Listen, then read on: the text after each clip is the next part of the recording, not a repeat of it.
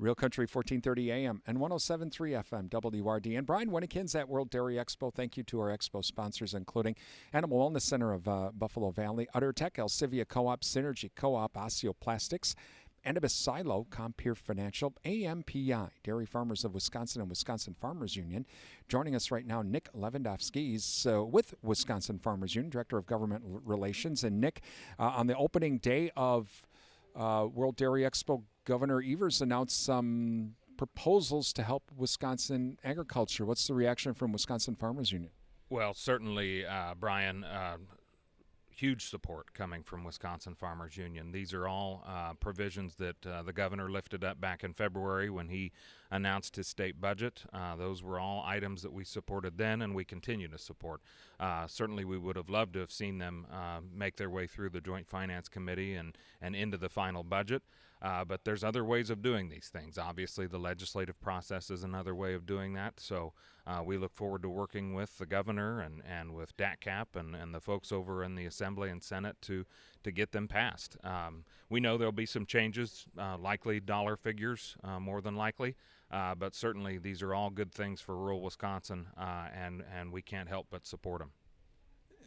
Are you expecting to see bipartisan support in this? The governor seems to think so. I think there will be. I do. And as I said, there's probably going to have to be some changes to dollar figures. That's always seems to be an issue. That came up in the budget process, too.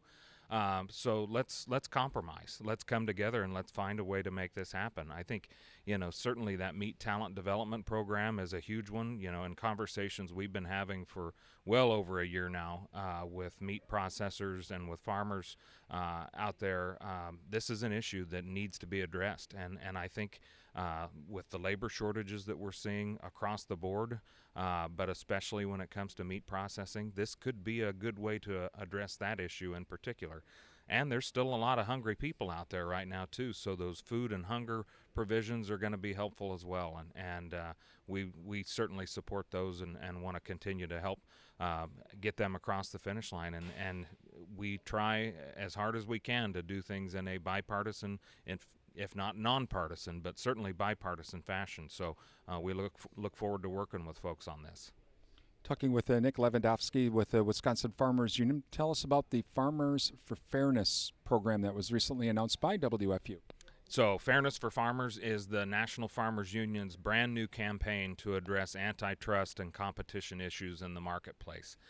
For the last 40, 50 years now, we've been barking about this, that there's too much concentration in the marketplace, especially when you look at meat packing. But now, of course, certainly when you look at seed and chemical fertilizer, even in our ag equipment, there's only a handful of folks that are out there producing ag equipment. So really addressing that and making sure that there's a fair marketplace for farmers out there.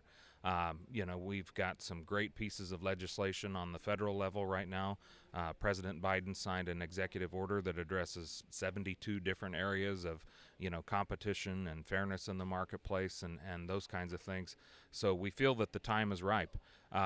Certainly the Department of Justice is looking at this and USDA as well. We heard from Secretary Vilsack last week during our fly-in, and we also heard from Vanita Gupta over at the Department of Justice on this as well. So we feel like this is an opportunity for us to address it, but it's also an opportunity for consumers to get involved and understand that when they go to the grocery store and they see shortages, for instance, if there's meat shortages or if meat prices go up or prices on anything they might be buying going up, it's not because the farmer's making more money. It's usually because there's so much concentration within the system itself, either the processor or the shipper, transporter, you name it, or where they're buying from to begin with. If they're buying from a big conglomerate grocery store, that could be a big part of the problem too. So making sure consumers know and understand that is going to be a big part of this campaign. Talking with Nick Levendofsky with the Wisconsin Farmers Union. You mentioned the fly-in. It was a virtual fly-in last week. You mentioned talking with Secretary Vilsack and those on some of this concentration.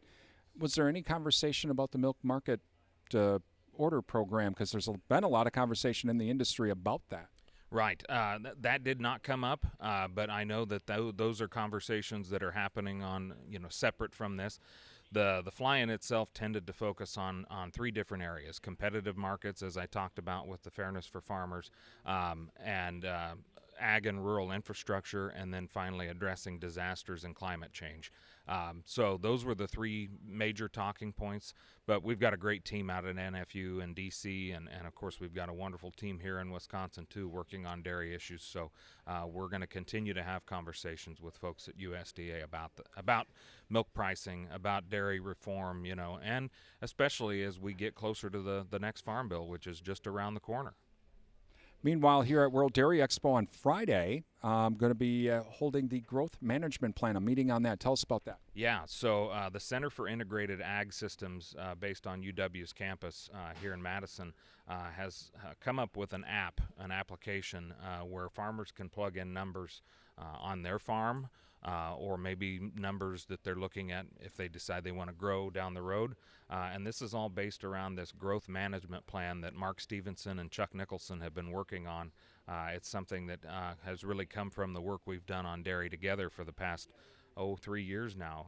But they'll be working with a group of dairy farmers and farm organizations to look at dairy policies to help alleviate some of these difficulties.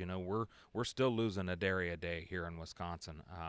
And this is something that, it won't stop the loss of dairies, but it will certainly slow it. The numbers are showing that it will slow that loss of dairies. So we invite farmers to come over and interested individuals to come over to the Tanbark.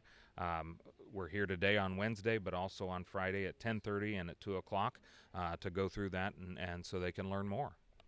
Again, you can see more about that program here at World Dairy Expo. From World Dairy Expo, I'm Brian Winnikins for WRDN.